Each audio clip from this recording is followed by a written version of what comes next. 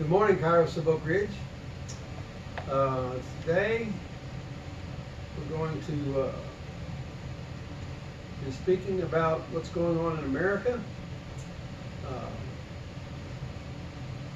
I'm going to be studying a series of courses. It's being offered by Hillsdale College. You heard of Hillsdale College before? I have now. Okay. Yeah, I have. It is the one college in America, if I had a college-bound child, that's where I would have them to go, because it's the only one that will give them an honest education for the dollars that they pay and not be brainwashed.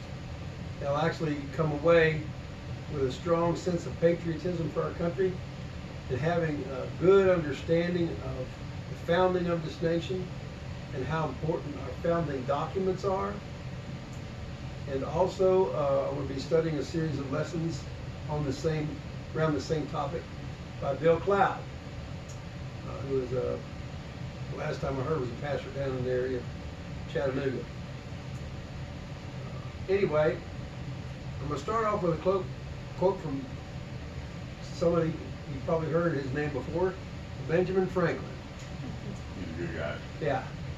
And this is what Benjamin Franklin had to say. Quote, "There is scarce a king in 100 who would not, if he could, follow the example of Pharaoh, get first all the people's money, then all their lands, and make them and their children servants forever."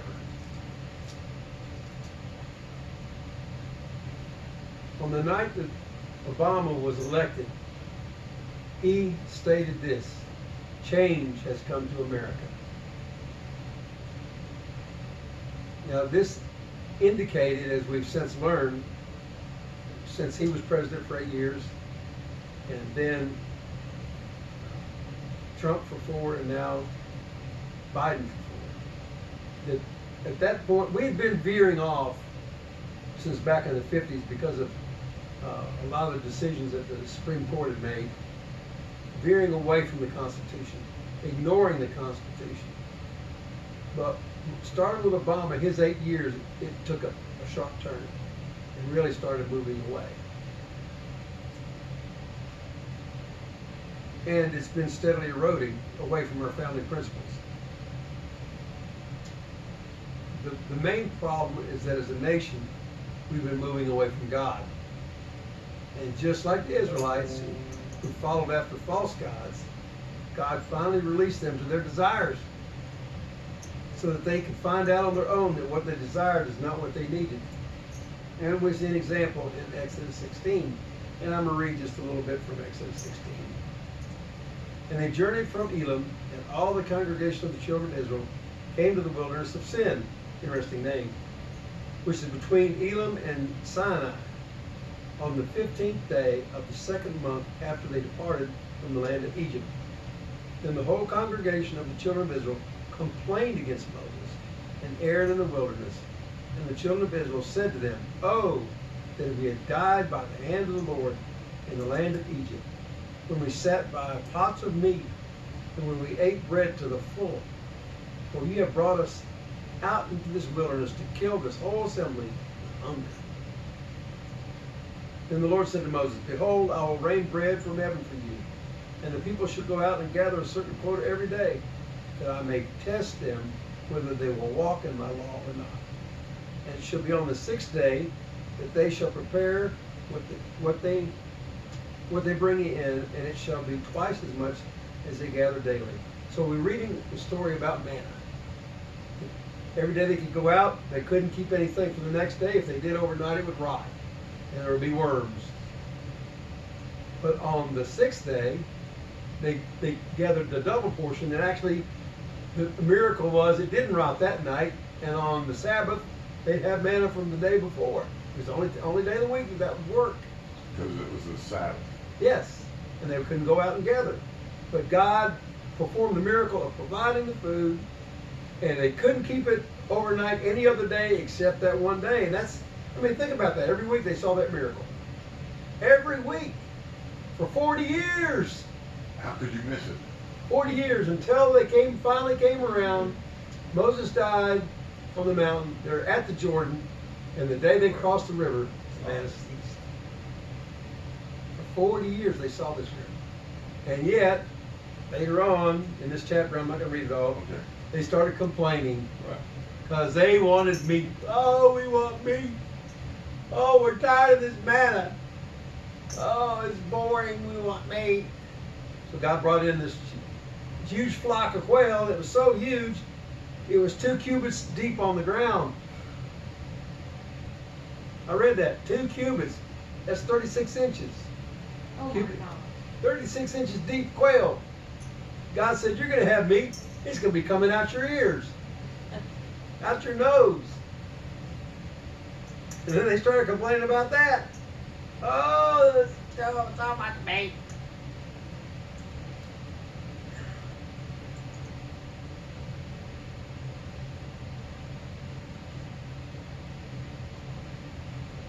Then we have another example in Numbers 11.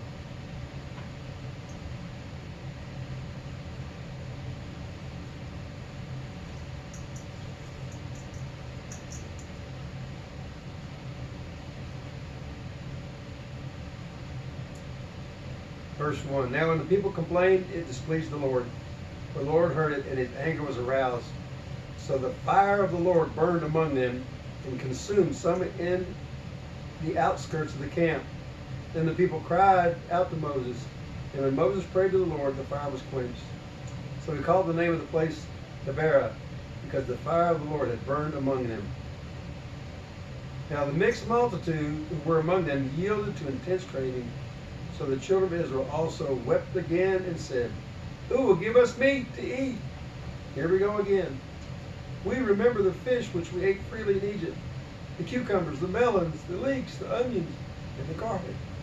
But now there's nothing at all except this manna before our eyes. And it goes on, another complaining again. See, it's one thing to get I'm sure you've heard it said, one thing to get the people out of Egypt, but another thing to get Egypt out of the people. And that's what God had to do. So, it's nothing new that we as a people might not do what the Israelites did. That our founding fathers established this nation in covenant relationship with God. Our founding documents are very much based on biblical scripture and the Bible's morality, Judeo-Christian morality. See, the Israelites were willing to return to a totalitarian form of government rather than live in the freedom relying on God to meet their needs. And this attitude can be seen here today. Back in 1835, actually in 1831, a gentleman by the name of Alexis de Tocqueville. You ever heard that name? That's a good name, isn't it? Isn't it? He's a Frenchman. He came to America in 1831, and he had 2 questions that he wanted to get answered. The first was, who are these nomad people, the Americans? And 2, how does the democracy of theirs work? So he started in the Northeast, and he traveled west out into the unspoiled Wild West, circled back around, came down into the South, and then circled back up to Washington, D.C. All along the way, he interviewed over 200 people. And in the process, he wrote out and filled out 14 notebooks of notes based on what he was hearing from the people, right? And he used this for a blueprint of a book he wrote in 1835 called Democracy in America. Okay? He went back to France on February the 20th, 1832. And here are a few of the quotes from his writings. Quote, the American Republic will endure until the day Congress discovers that it can bribe the public with the public's money. He wrote this in the 1830s. Does that sound like anything we see That's today? huge. Here, listen to this. Democracy extends to the sphere of individual freedom. Socialism restricts it. Democracy attaches all possible value to each man. Socialism makes each man a mere agent, a mere number. Democracy and socialism have nothing in common but one word: equality. But notice the difference. While democracy seeks equality and liberty, socialism seeks equality in restraint and servitude. Another quote: Americans are so enamored of equality, they would rather be equal in slavery than unequal in freedom. Totally disregarding. Quote, society will develop a new kind of servitude which covers the surface of society with a network of complicated rules through which the most original minds and the most energetic characters cannot penetrate. It does not tyrannize, but it compresses, enervates, extinguishes, and stupefies a people till each nation is reduced to nothing better than a flock of timid and industrious animals of which the government is the shepherd. How many times have we heard the word sheeple here in recent times? The term sheeple, people that are sheep. Sheeple. Quote, there are many men of principle in both parties in America, but there is no party of principle.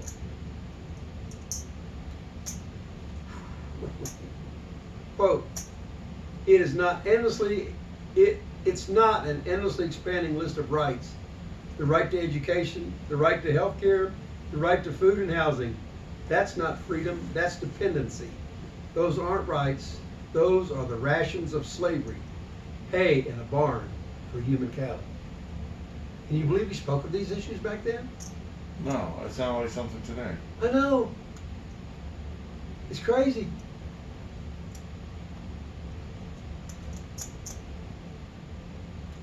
Now it's important to note that our nation was founded, that our founding fathers established this nation, not as a democracy, but as a republic. And there's a big difference. Is a republic have the operation through the democracy principle? Yes, but yes and no. Okay. Okay. The word democracy means people rule. The majority is absolute and unlimited. The minority is of no consequence. They become society's uncooperative, undesirables. How about deplorables? Laws can ebb and flow like water by changing opinion. Democracy would mean that every time an issue comes up, everybody in the whole nation votes about it.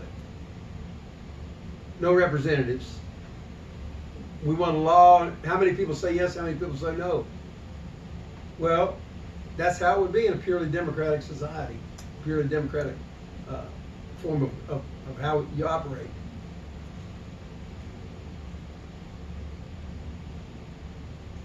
For a purely democratic society to render justice for everyone, it would require that the overwhelming majority of the populace would have to be just and moral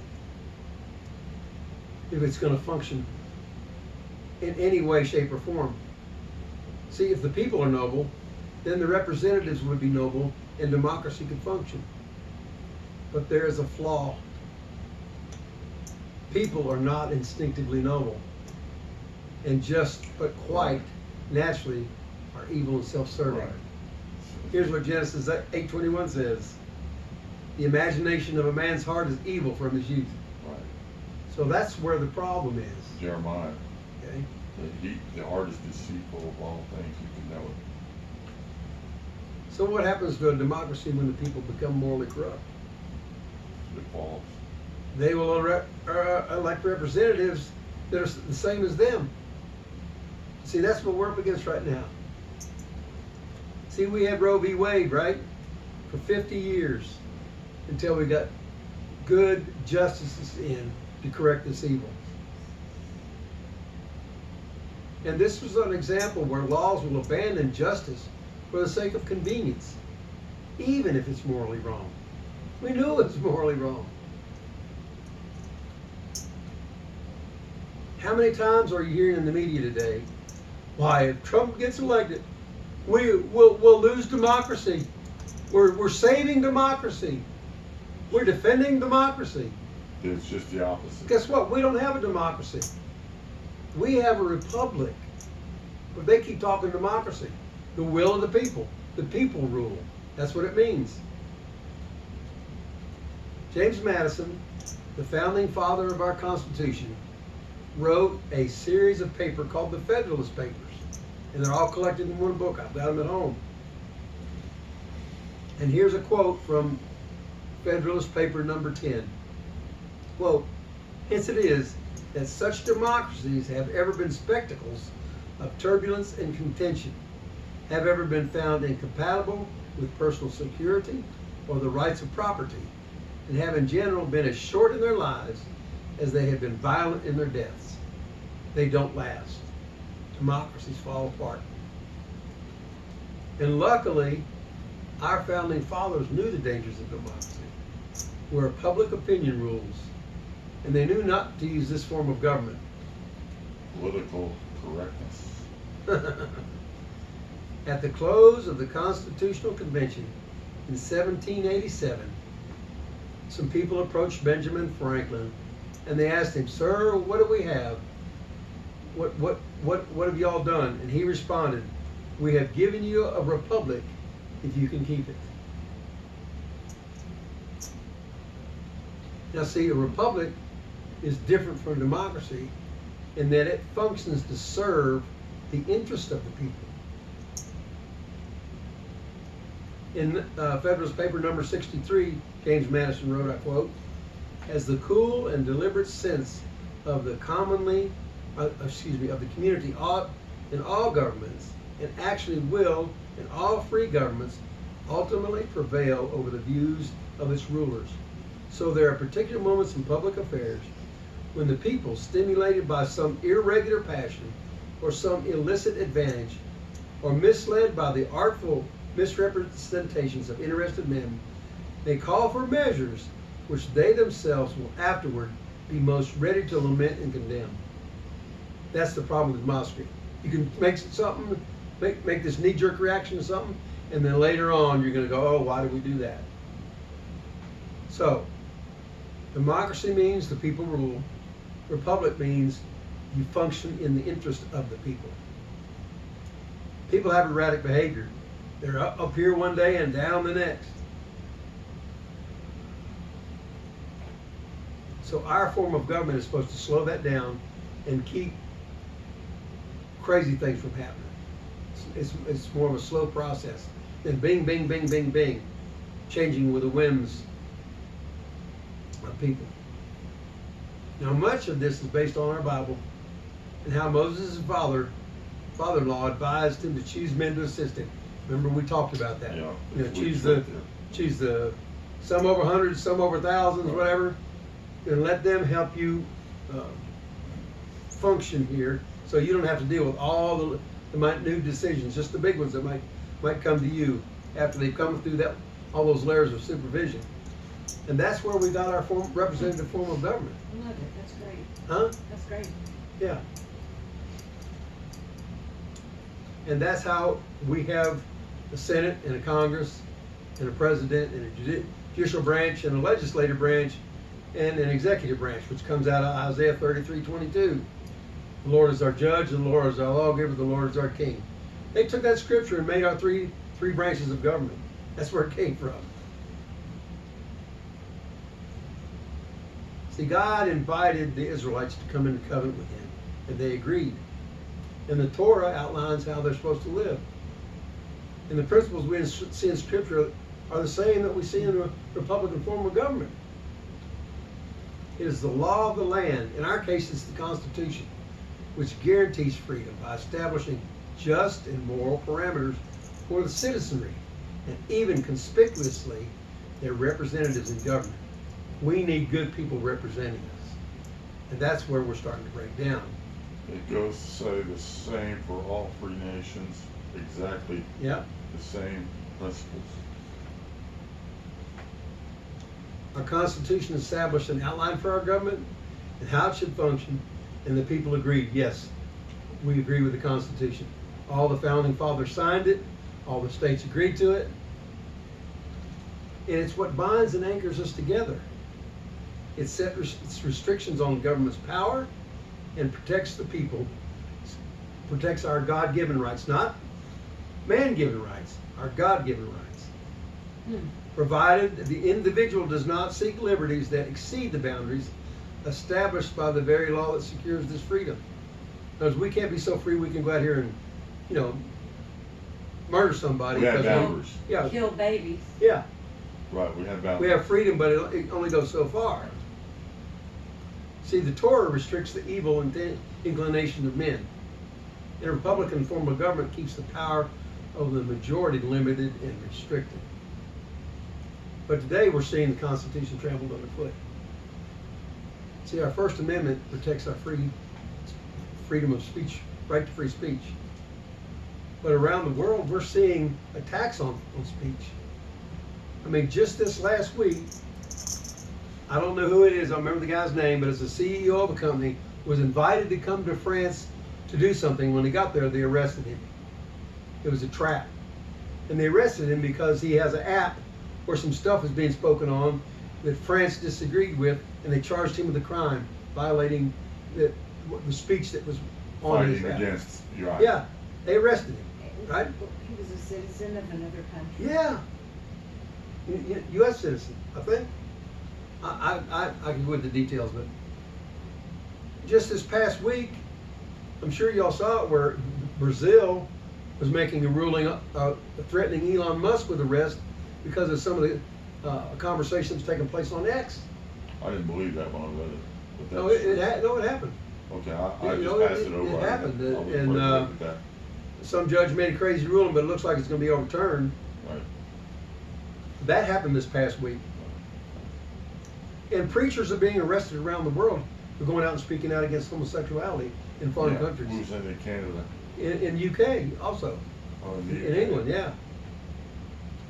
People are even being arrested for praying in the UK. Standing outside and praying. Standing there quietly praying. They'll walk up and ask them, "What are you doing?" "Well, you're praying. You're under arrest."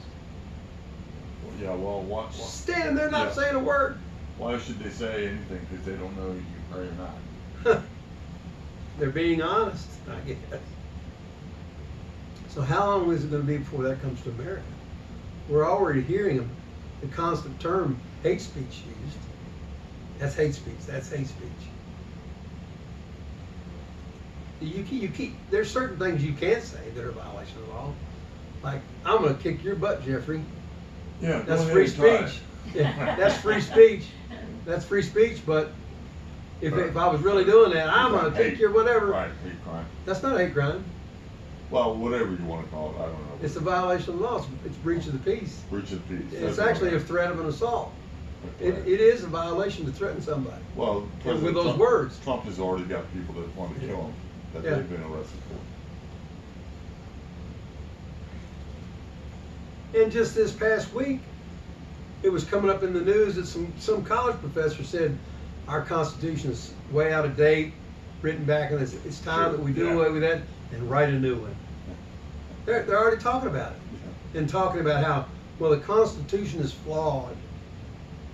Our founding fathers acknowledged their frailties and deficiencies and their inability to see the future that the country may encounter. And that's why they put in place the means so that the Constitution could be amended. They knew they couldn't foresee everything. And they recognized, here's what George Washington had to say about it. If, to please the people, we offer what we ourselves disapprove, how can we afterwards defend our work? Let us raise a standard to which the wise and honest can repair. The rest is in the hands of God. He knew, we're doing the best we can. We're not perfect. We're trying to do the best we can. In the future, if something needs to change, well, here's the means to do it. They put forth an amendment, it's voted on, and then the states have to vote on it. And I think 2/3 have to say yes. And that's how amendments to the Constitution are made. So number one, Washington concedes that time would expose any flaws in their work, and he trusted that those who would amend their work would be wise and honest, that their work would be amended, not abolished. Two, the will of the people cannot always be trusted completely. The standard must be wise and honest men that represent the interest of the people as a whole. Three, ultimately, God is the one who must lead and direct in the future, just as he had the founding fathers. I think it's pretty sound judgment from these imperfect men. As close as they can get. Yeah. See, these imperfect men fashioned a form of government based on perfect principles. It very much was based on the writings given down at Mount Sinai.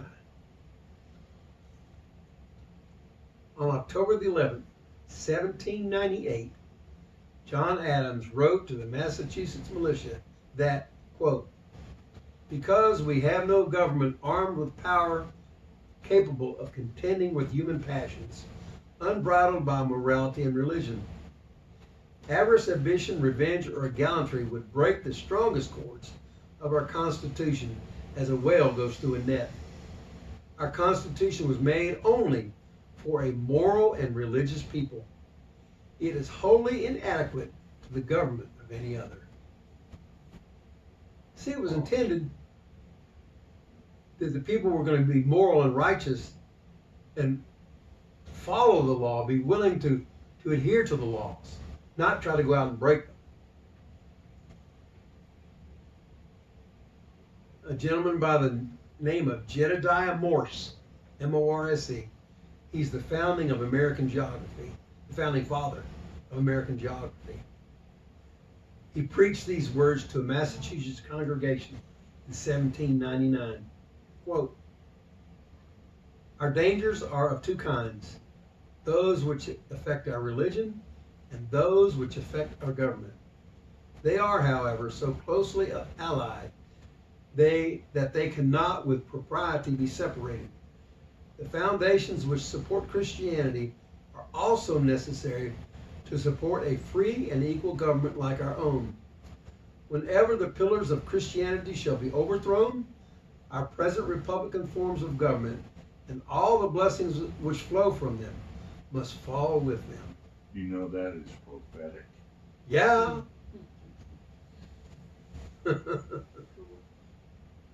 I mean, he wrote this in 1799. Foretelling, yeah. You knew the Bible. Yeah. Absolutely. Anybody heard the name Daniel Webster before? He's a good old guy. He was a diplomat and a politician. And in 1737, he wrote this: the hand that destroys the Constitution rends our union asunder forever. That is so tight. And even in modern times, a gentleman by the name of Ronald Reagan, on August the 23rd, 1984, said this, and I quote, without God, there is no virtue, because there is no prompting of the conscience.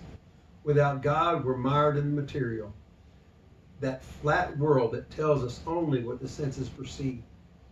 Without God, there is a coarsening of the society. And without God, democracy will not and cannot long endure. If we ever forget that we're one nation under God, then we will be one nation gone under.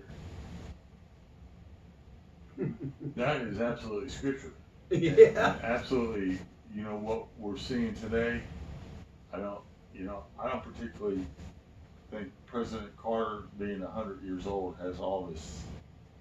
But his son came out in the DNC, and he said, with liberty, skipping under God, Yeah. and justice for all. With Yeah. liberty and justice, not under God. He left God out of his Oh, yeah. speech. And I thought, this is just how America, and what Ronald Reagan just said. Yep.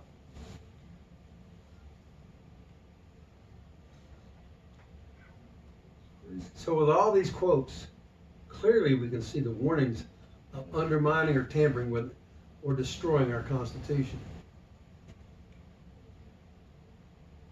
These are the things done in democracy, which leads to tyranny. So of these two forms of government, which sounds one like man would choose for himself, and which one sounds like one God would choose for us? Yeah, we can figure that out. Proverbs 14:12. There is a way that seems right to a man, but its end is the way of death. And boy, are we not seeing that. That scripture right there defines our culture's, this nation's core problem. Our culture sees itself one way and God sees it another way. We feel that we know what's best for us, and we think that the ancient laws cannot be the final word for a culture like ours. And all the while, they don't see that they're sowing seeds of their own destruction. What we know today is far superior and surpasses anything our founding fathers knew. We know better. That's what they're saying. See, mankind has a distorted view of liberty. We define it as unfettered freedom to do whatever we want, just as long as seemingly no one else is hurt in the process. Scriptures don't define liberty that way. Without law, it becomes lawlessness. Here's the last verse in the book of Judges. Judges 21:25. In those days there was no king in Israel. Everyone did what was right in his own eyes. We saw what that did. So now let's look forward and see what Jesus had to say that might be applicable to our situation in this topic. Revelations 3:16 and 17. So then, because you are lukewarm and neither hot nor cold, I will vomit you out of my mouth. Because you say, I'm rich, have become wealthy, and have need of nothing, and do not know that you are wretched, miserable, poor, blind, and naked. See, simply put, they saw themselves one way. Yeah, Jesus saw them another way. we are all like that, whether we accept it or not. We're all wretched, naked, and without God. It's just how it is. There's no in between. So lukewarm is mixing the hot with the cold, the holy with the profane, good with evil. Where did that good and evil thing start? Right? We know in the beginning. In the garden, right? It was the downfall, caused the downfall from the very beginning. And it runs throughout history. So why should we be surprised that we're seeing